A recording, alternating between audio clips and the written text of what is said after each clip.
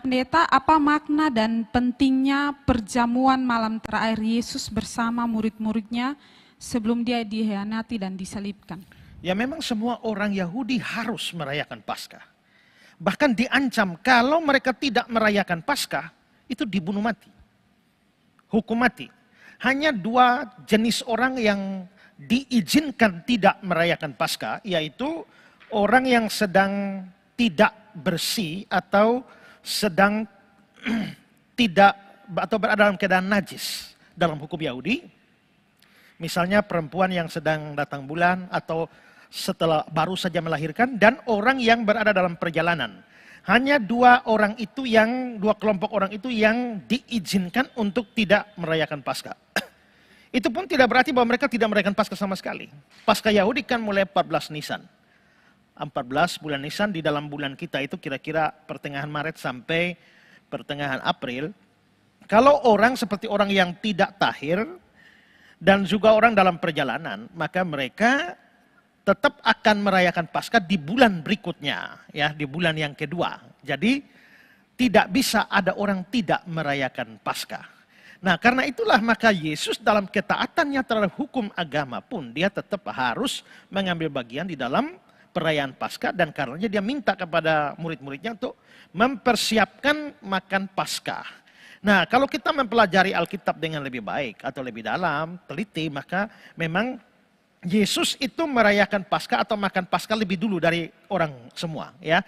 Karena semua orang baru kira-kira di Jumat sore, tapi Yesus sudah melakukannya pada Kamis malam waktu kita.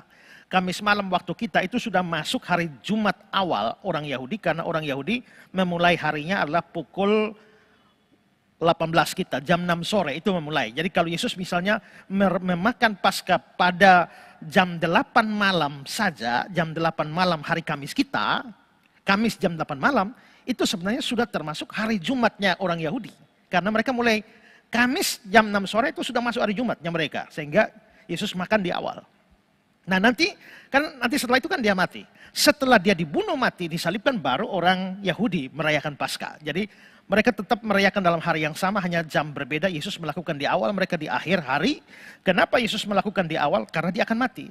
Kalau dia mati, ya dia tidak bisa merayakan lagi. Jadi Yesus saja itu melakukan itu.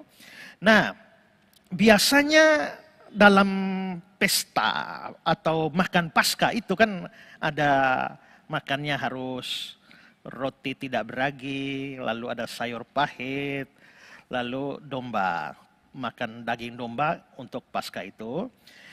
Nah, apa pentingnya itu bagi kita?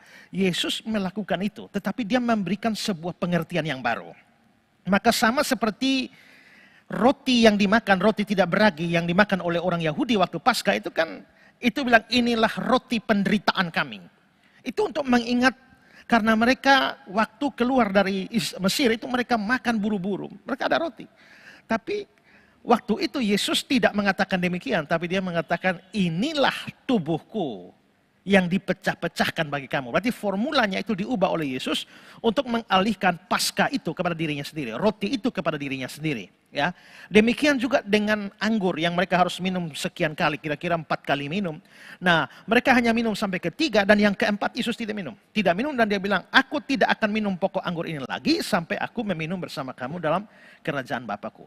Jadi sebenarnya prinsipnya tetap sama, tapi Yesus memberikan beberapa hal baru dan membuat dirinya sendiri itu menjadi sentral. Maka roti yang harusnya merujuk kepada roti penderitaan yang mereka makan di Mesir itu diarahkan kepada dirinya. Inilah tubuhku. Lalu anggur yang harusnya diminum itu dibilang inilah darahku. Jadi dia mengaitkannya dengan tubuhnya dan darahnya. Dengan demikian dia memberikan makna baru bagi Paskah, perjamuan Paskah, dan itu berpusat kepada dirinya atau karyanya yang akan segera terjadi beberapa jam setelah dia mati disalibkan. Ya.